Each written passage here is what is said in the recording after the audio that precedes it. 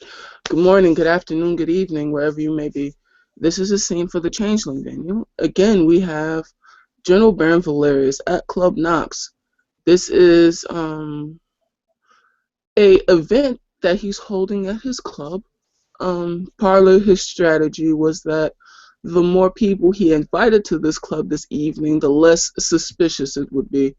So it is a post Valentine's party where Valarius is inviting people, all those people that were sad and alone and undesirable for Valentine's Day. All is not lost. You can come out this evening to, perhaps salvage your sad, pathetic life and probably meet someone and perhaps, not give up on love.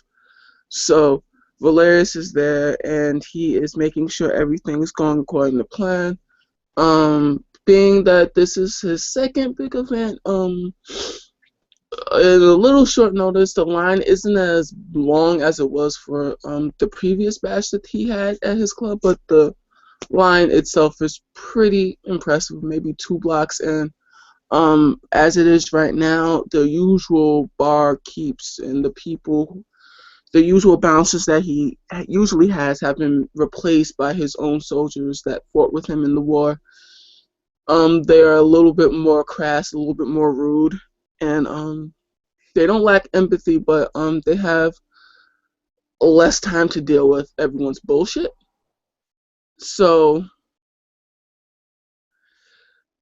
yeah, and this is drinks are, sorry to say, not half off.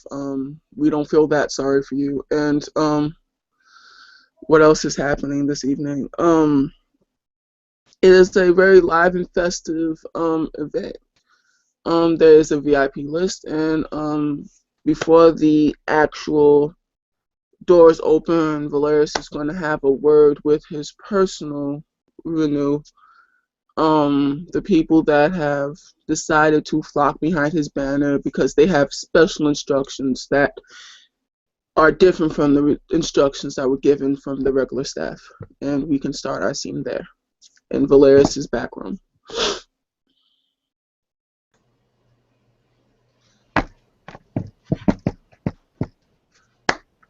How Okay. are you?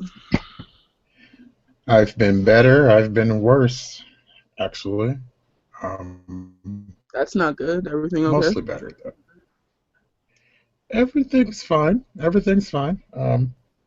Still You, working out some kinks from a couple of nights past, but oh, that. That's hilarious. Kind of chuckles. Um, are you sure? Is there anything you want to talk about before, you know, we get started? no. No, there's nothing I need to talk about. Oh, something I need to be made aware of then? Are you inquiring about something specific? Oh, so you have quite a bit of things to talk about. All right. So, um, is this going to be a longer conversation or we're probably going to need a drink afterwards? I think you're just used to speaking to people who may be a little bit more uh, fluffy than me. I have literally nothing to talk to you about. Like there was no pretense. I Oh, wasn't around the bush. No, literally, I'm not being bashful. well, it's kind of realizing he was probably way too straightforward and way less awkward. Realizing how awkward that last statement was, he kind of uh tussles his hair a bit and tries to shake it off. You can make a perception empathy though. It All is right. important. If you wouldn't mind doing the honors for me, Sure. Well, um, that would be 5 dice.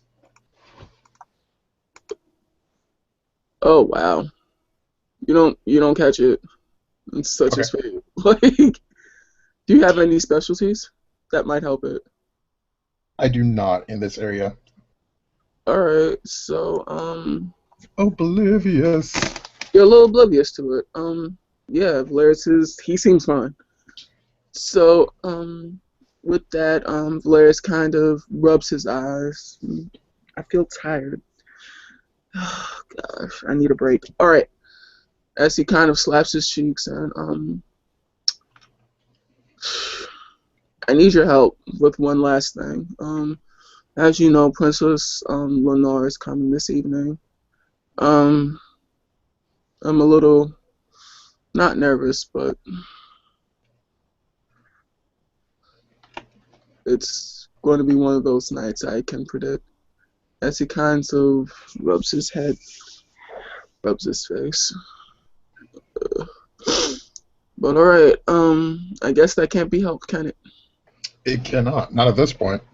Yeah, I know, right? I mean, we So could not let her in, but that probably will go badly. yeah, that would go pretty badly. Um, yeah, any type of blessings for your Baron would do wonders right now. Not feeling too confident right now. Oh, come on. We got this. Oh, all right. She's the one that approached you, remember? You're right. You're right. I don't know. It's like she's like a princess and shit. Like she could get like real aggressive and shit. Like well, She could. She could. But play it cool. That's that's what you're known for. yeah, play it cool. I got this. As Valerius kind of looks and rubs his hair. All right, let's do this. With that, claps his hands and the doors open and everybody flies in and Valerius goes on like, during the night. Um, for everyone that's wondering, there's a special section that is towards the back that he has taken special care to ask and pay for. Um, a few of his servants to cast fuddle in the section in the back, so it can't be eavesdropped on, and we can take our scene there. If not, it's a regular night. Now the party and the festivities continue for some time. It is not until just past the stroke of 12, because the she always loved the poetry of the thing, Mm. that she arrives. Bodyguards first. One you might have recognized from the tabloids. Didn't he get in trouble with Britney Spears or something like that? Uh, anyways, short, muscled men come in, suits and so forth, very serious. They, perhaps some partygoers and stuff move aside from them, and talking to some other she that you haven't seen before, but who looks quite young and similar to her as somebody that you most certainly have seen before. It is none other than the Princess Lenore. In her mortal name, because mortal seeming, I believe this is the first time that you have seen her like this. She looks similar to her she self. There are the bits that stand out. I mean, even in her normal clothing, which is it's a dress, it's one that you would use to go out to clubs and so forth like that, but it looks like it definitely doesn't suit her. She's far too flat-chested for the thing, and her arms are, well, much too big. But she's wearing it nonetheless. Now, her face self, on the other hand, has the finest spider silk gowns.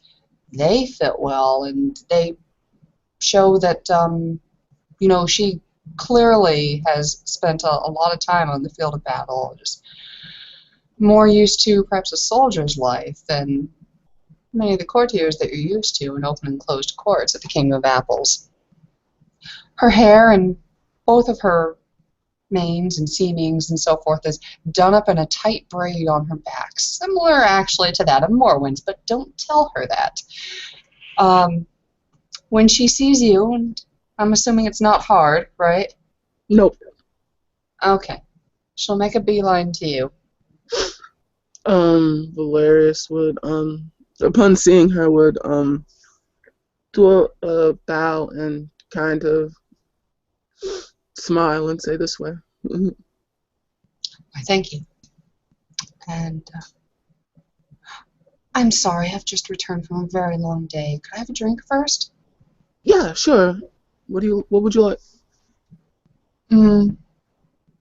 Whiskey, please. Valerius goes to the bar and just grabs a No, no, no, bottle. my lord. Allow me, please. Oh, okay. Just grab the bottle and a glass. We'll take care of the rest. So Kodomo will retrieve a bottle and a glass, 2 glasses, a tumbler full of ice for the conversation. He'll place them on the table. Should you need anything further, I know where to find you. he will nod and leave the 2 in privacy. Mm-hmm. Why, thank you.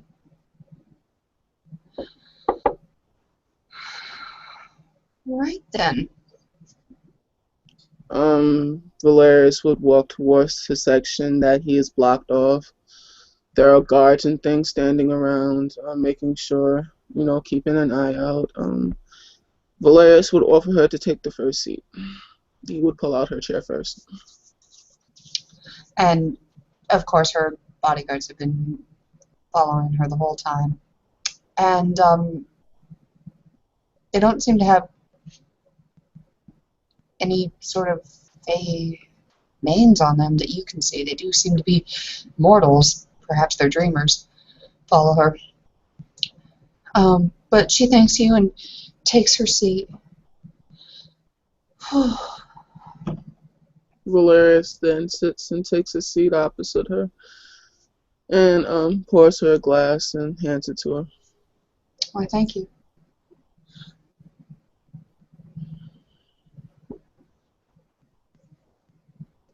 Busy place you have here.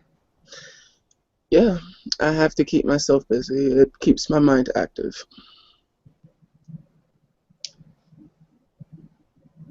Very lively place.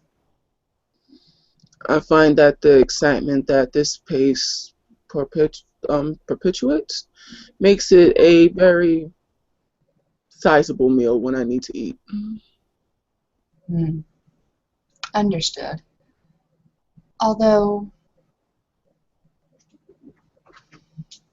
when one is a member of the Audrey family, can't help noticing sometimes when certain disturbances catch the attention of the local police. You are aware that some of our family members are good Gwydians that are members of the law enforcement here. Yes, of course. I was most distressed to hear about a little incident where one of your patrons pulled a gun on everybody here. That situation was a very interesting situation. It seems that, based on the information, I was able to track down the person, and I had a very long and stern talk with his superiors. It won't be an issue anymore. A stern talk. What do you mean? This, you didn't seek to press charges? It was one of those things where, forgive me, it's one of those things where I believe that a bit more social tact was needed since, as my research found out that this particular individual took residence in Central Park. Valerius would kind of leave that open just to make sure she's getting what he's saying. Last I heard of Central Park, there was a dragon of sorts residing there. I believe my good lady should be made aware that there is a small presence of other things that are supernatural in essence. That Prodigals. arc. So tell me, what prodigal came into your establishment waving a gun around? Someone very young and very stupid. As usual in youth, that oftentimes they make ill-befitting judgment calls. They were not Thalain, Galain, or Denizen. What were they? Um, Werewolves, my lady. The Garou. Yes, the guy who take up residence in Central Park. No, that is known to us. Known to my family, but Hmm. should have known better than to come here waving a gun. Is there something going on with you and them that we don't know about? Absolutely not, my lady. It just seems that you know how it is. Once certain people are young, they try to make a name for themselves by doing things that are reckless. So to avoid any unnecessary, um, how should we say, disagreements, I was proactive in making sure that the situation was quelled and dealt with before it became an issue. I see.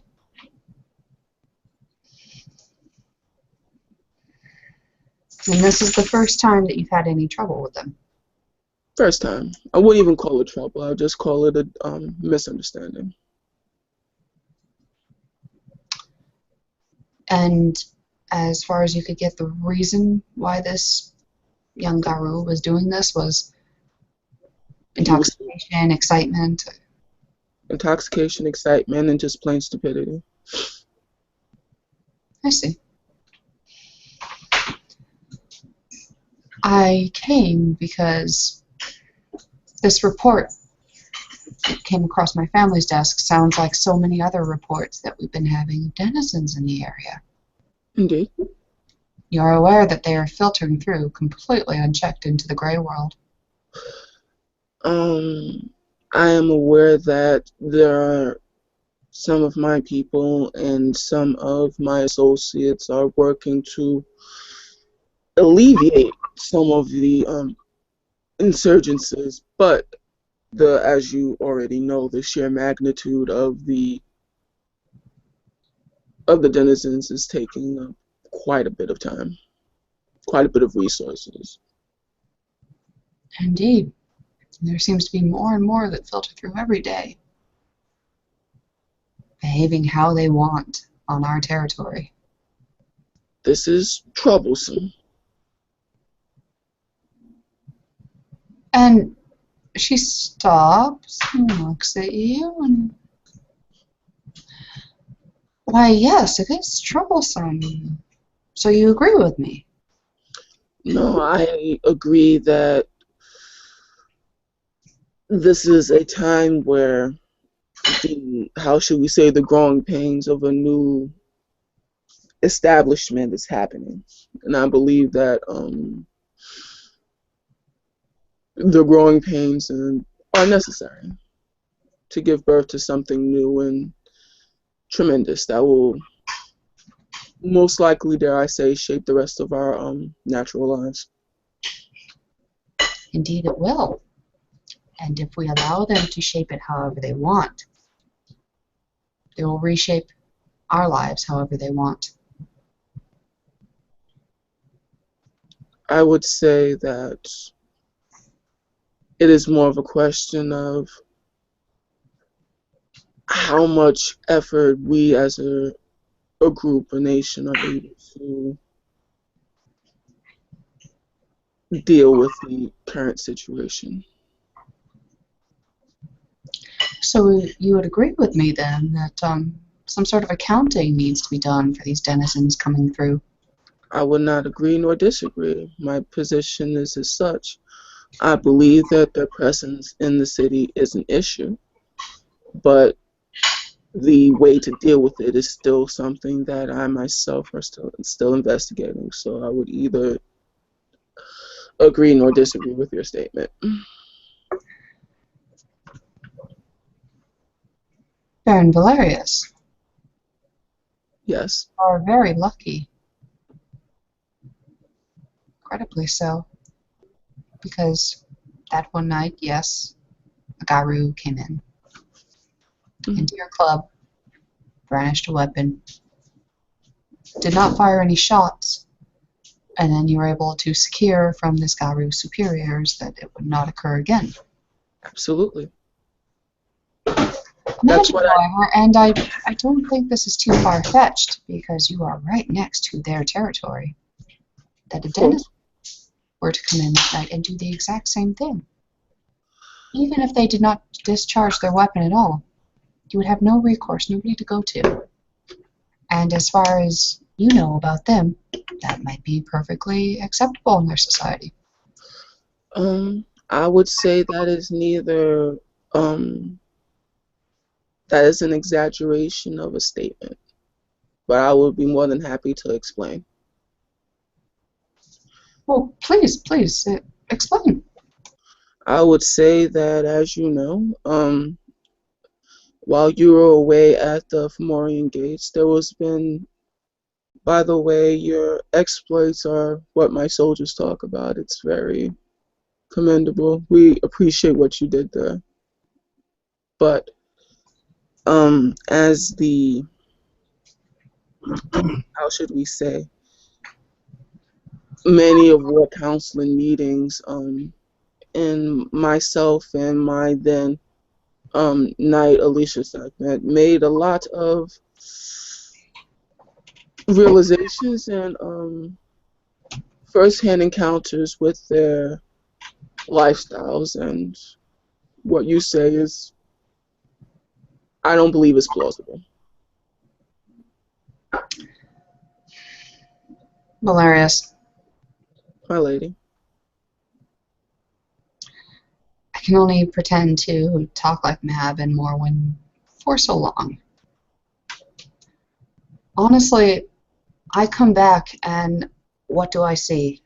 I see the Adhene, the dark denizens of old, coming into our world, attacking our humans and dreamers willy-nilly. They seem as if they had no banality at all, which is a fine thing in the dreaming. Madness can be appreciated there, but here it's completely out of control. Honestly, Morwen brokers some deal with the Queen of the Selkies to help get these Adhene off the streets. But I have yet to see where the hell she's putting them, and how the hell she was able to do that. Because there's no accounting, there's no paper trail. I don't know what is happening to these Adhene. And given the Adhene structure from what I've seen, I don't think they do either. They're just making an insane mess in the streets. And we don't know enough about where they're coming from, where they're going, or what they want to do to put any sort of stop to this. As Lenore is talking to him, Valarius starts taking notes on what she's saying, paying attention to what she's saying and her grievances, and he looks up and he says, "My lady, perhaps there are some things that you may or may not be aware of. May I continue?" Go on. Were you aware that some of the negotiations that have been made during the war effort, where we were trying to secure our place within the ward and gain a solid foothold, it seems that there was a very much so a lack of information, a lack of detail. With this lack of detail, I believe some unfortunately misguided Gwydians apprehended a Selkie and confused it for a Nunahai, which then unfortunately tipped the scales of the war favor, because at that point the Nunahai were in fact allying themselves with the Adhene. However, when proper information was gained and the the prisoners of war were returned, the Nunahide agreed to step away and not ally themselves within the conflict. I believe this lack of information is not leading to one direct person. I believe this is a symptom of a much larger problem. You're talking about the Saki girl that the Gwydians took. Exactly. Yes, I know about that. I believe the symptom of a much larger problem is that individuals are trying to make claims for things that they either have partial knowledge of or no knowledge of. Well, everything's being aired right now. You think those aren't being investigated? I would say that Speak plainly to me. What do you see happening with these Adhene coming into our world? What have you observed them on the streets? Because I have, and I don't even spend as much time as I want to in New York City anymore. I haven't for a long time, but you know what?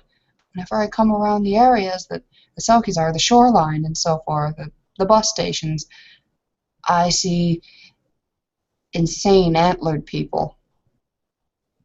I would say that based on what I've seen from Adhene, from fighting with them and seeing them at there's still much of a knowledge that we need to understand. Fought against them too. Took a scout as one, actually. So I can tell the antlered ones are different from the animal and the dead ones. And yeah. Yes, the bards sing tales of your heroism and your greatness. Excuse me, let me continue. I apologize. Okay. Yes. We both fought in the war. We've both seen these things. And know what they can do. And I feel very uncomfortable letting them near my human friends and dreamers. Especially since we don't know what they're doing. And in that case, we don't know enough.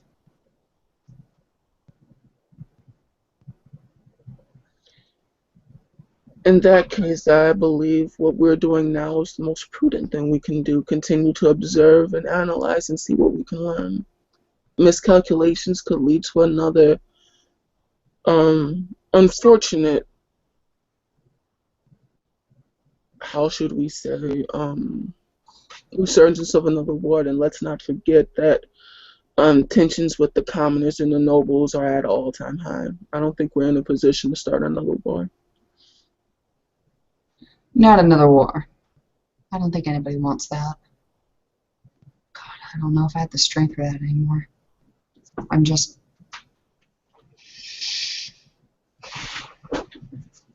You are in Manhattan. The majority of dating incidents have happened along the bus stations and the shoreline now. But that's because when they start to get closer into town, because they're so open about what they are and because they seem hard to control, frankly, they get arrested a lot of the time. So that's how they're getting caught now and managed now. They're getting managed and caught by the police, and the police of the Audrey family can influence, meaning we've got family members and Canaan in there. That won't always be the case. It seems like there are more of them than there are of us. Then I believe that if, I mean no disrespect, that the long and illustrious name of the Audrey should feel almost able and almost be the shining example for the rest of the noble houses, for us to take up our own individual calls and be able to help you with this task.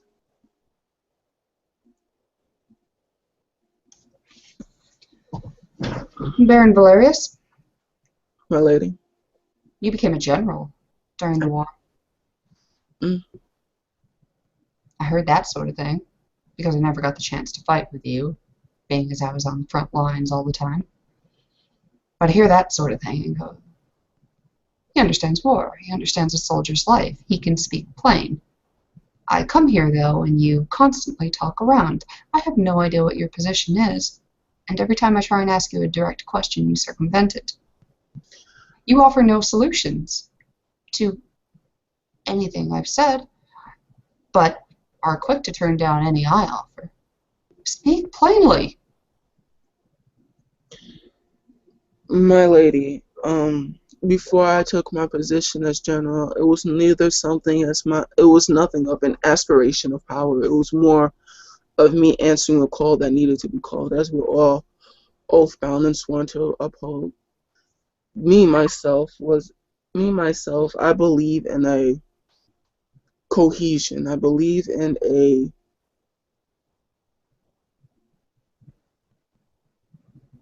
a meeting of the minds where both commoner and noble and Adhene could live in a world together. That's what I believe. You managed to do it again. The Adhene problem that is in our streets right now. What would you do with it? Because from what I'm hearing with you, you want some sort of grand United Nations when we can't even track down leaders or understand their very structure. I would say that as we stand right now, observation and learning is prudent. As with my war college is what we strive for, education and prudence. The more we learn, the more we're able to act. So you would do nothing. That is a far cry from nothing, my lady. Then what is it? Spell it out. Continue our observation, get intelligence. You're a general, are you not? You're more than a general. You're the princess. Surely you understand my words. I hear no difference. Even Morwen wants to take more action than you do. I have never met with Morwen, so except that one time. I don't know her position nor her stance. Good, then you've been spared the worst of it. She wants to work with the Adhene. Talk with them as if they were complete equals, as if they did nothing terrible in the war themselves.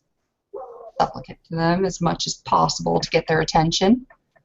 She won't even address what's been going on in the streets.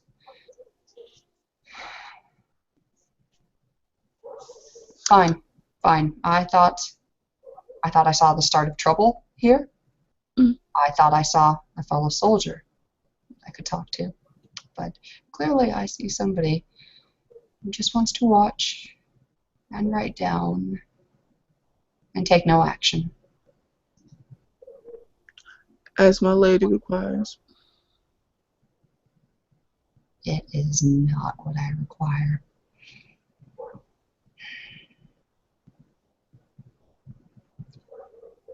Come to me when you are sick of it. Come to me when there has been an attack here, or in the streets, or to one of your friends. They are the Darkkin. This is not the first war we have fought against them. And we hardly had a proper finish to this one. I understand your words, and your words speak wisdom.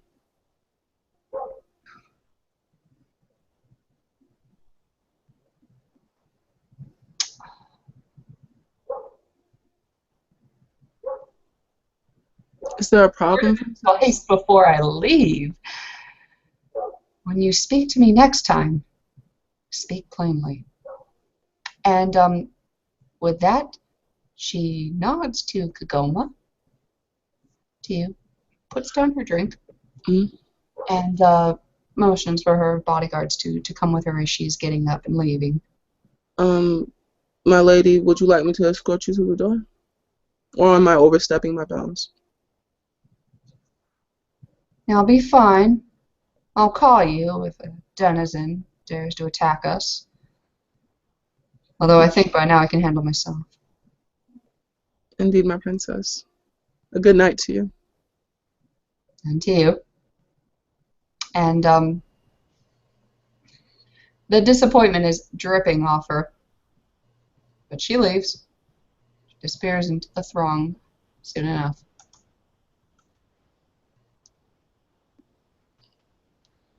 Valarius would look and smooth his hair. Well, that was interesting. Hmm. Could have went worse. It could have. You could have been beheaded. I could have. Hmm.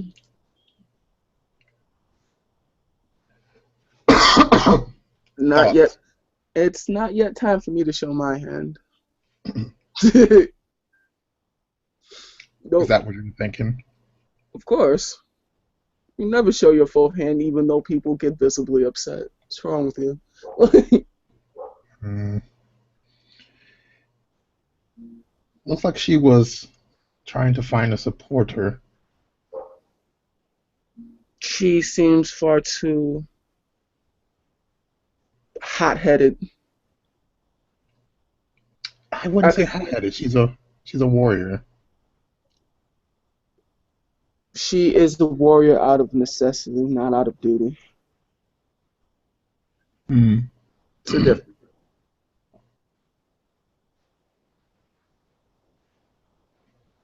Alas, there are things that I know in people that require, and as no doubt you will learn when you rise through the ranks, that sometimes you have to listen and do less talking and less revealing because your secrets are your secrets, and once they're out, they're out.